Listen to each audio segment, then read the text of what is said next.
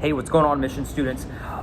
Hey, right now, maybe you're in the same situation that I have been in, as we're in a lot of time spent by ourselves in our homes. And the habit that I find myself getting pulled into, and maybe this is one that you've experienced, is just staring at a screen. Just staring at a screen. It can be on my phone. I know I've spent a lot of time in the last 48 hours looking at news stories on Instagram, on YouTube, on Snapchat, sitting in front of a screen like this, watching Netflix and Hulu. And it's really easy for me to get sucked into a screen and to disconnect from everything that's going on around me. And so I want to encourage you right now to every single day have a screen Sabbath. Sabbath is a word that we read in the Bible where you break, where you cease, where you stop. What would it look like for you for 1 hour every single day for you to have a screen Sabbath?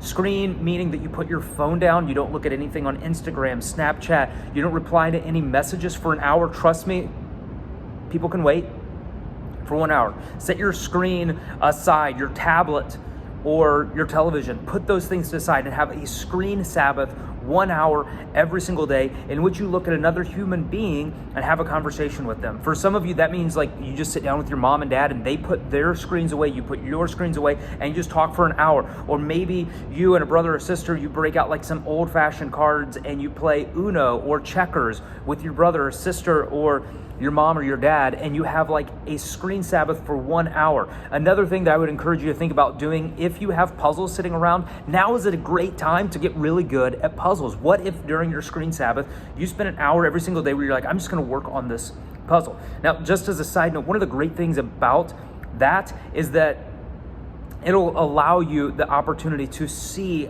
something form over time. It'll give you a sense of completion, and that can just be like a really healthy thing to experience. I also think that during this season where there's so much news and there's so much noise, that our screens, while they're great distractions, they can also be the source of discomfort.